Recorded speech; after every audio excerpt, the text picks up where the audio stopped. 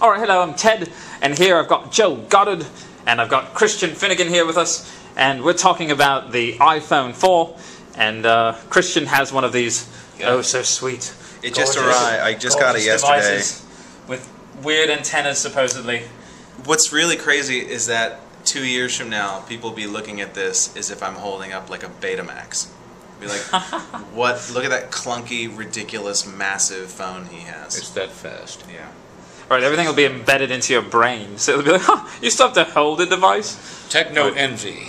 Techno envy. Hey, you haven't had any problems with it though, so you say I've it's only new, had it right? about 24 hours, so I mean, I guess what it is that, yeah, I have problems with it, but I expect to have problems with technology. Technology is annoying. It's always what's more annoying is the fact that the way Apple works now. I mean, Apple basically has me bent over a table, and they can do what they want with me because I've just become a sucker. And they're very simple. Everything with that Apple makes is very simple, and that makes you get reliant on them.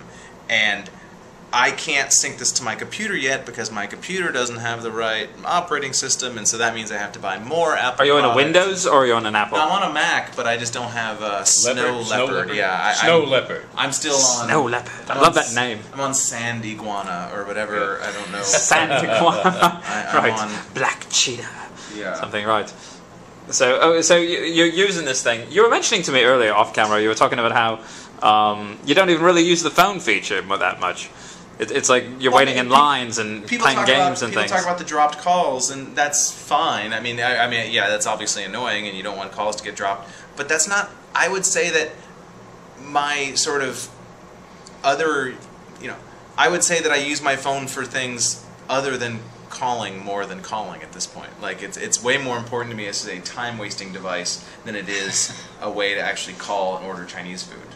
Or call my mother or whatever. It's much more about like, oh, I'm on the subway for 15 minutes, or oh, my wife is in the ladies' room, and so I need to. God forbid, I am left alone with my own thoughts.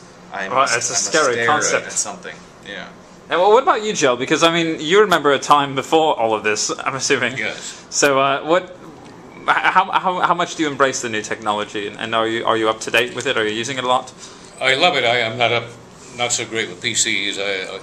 Too much of my experience has been that PC stands for piece of caca, and I always wondered if maybe I could try a Mac sometime.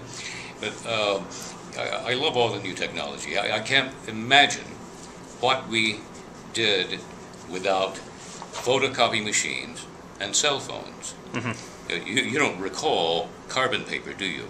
No, I have no idea. And the radio and TV stations, they would be typed out in 8 terrible copies, and guess who got the first copy? Sales got the first copy. Guess who got the 8th copy? The announcer, the disc jockey, the guy who had to read it on the air. That's a true story. So they're literally handing you stuff last minute, and you have to act like you've read it many times, and you've had no time. Yeah. Sheesh. But that's changing now, I guess. Yes, I'm sure. And you don't have rip and read off teletypes anymore. You have it on a screen, I suppose they do. I haven't done radio in a while. Yeah, I mean, I even things like, I'm sorry, why I can't think of the word, a prompter, like, oh, yes, that used to be a very rare thing, like now, everything I've done, what little I've done on TV, it's like there's always prompter available. Right. It's not and there's somebody there in real time banging it through, and And it's in front of the lens. There's no eye angle. No, not at all. It's actually like attached to the camera, right. So it's like a mirror essentially. So you're just basically staring at the camera reading. And Jill, when you were at late night, what did they have you reading off of? Did you have paper, or did they give you teleprompters? So cue cards. I hate cue cards, but I never said so when I was there. I never complained about it, but I hate cue cards because when you should have just grabbed them and thrown them to the ground. Well, see, because I'm supposed to be looking at the camera. If I'm reading cue cards, it looks like this, too much of the time. Right. The eye angle thing. With teleprompter, and years ago, one of the first products was called VidaCue. It is right across the lens. And one thing newscasters should learn to do, and I think most of them do it, is have the paper copy with them for 2 reasons. One, you never know when the thing's going to go bad. You've seen it happen on so many award shows.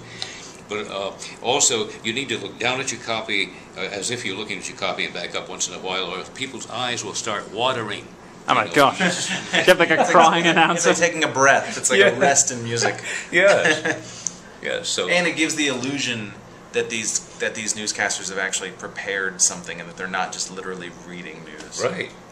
Sometimes if you look closely at their eyes, you can see it kind of reading, though. You can kind of see it Even shifting. when it's over the lens, yeah. It's Well, sort of strange. the bad ones you can really tell. Like, I watch a lot of the MSNBC shows, and not that bad is not the right word, but it's like, you know, when Rachel Maddow or Keith Olbermann or something like that, when they go on vacation, they have like fill-in hosts. That's when you always see like the reading, because these are people who may be incredibly brilliant as correspondents. You know, like you see a lot of journalists or you know, filling in. Like even Ariana Huffington, you know, she'll fill in, and it's just like, oh my God, you sound like you're reading a book report right now. You know. Right.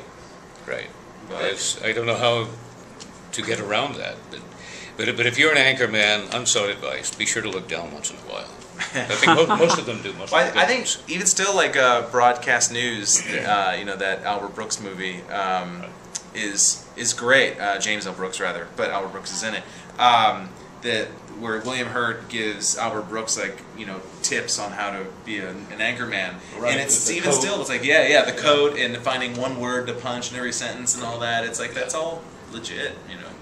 And look up, always look up in the last few words of your last sentence, because people, if you look down as you're wrapping up a story or a paragraph, the guys out there in the bush will think you're lying. That's what I was told. Right. You ever heard that? No. Be sure to look up on the last few words. I think you're lying. That's hilarious. Yeah, because I can see that. You're like, and I promise my innocence will come out. Right, you're looking away, you're like kind of head in shame. Oh, that's good You advice can't for even look the Congressman. camera in the eye, right? Jeez. Yeah, I'm sure Charlie Rangel is thinking of that. Yeah, Charlie, be sure to look. Well, he's great at look all up that. straight He's away. good at that. He already knows to look up the last words.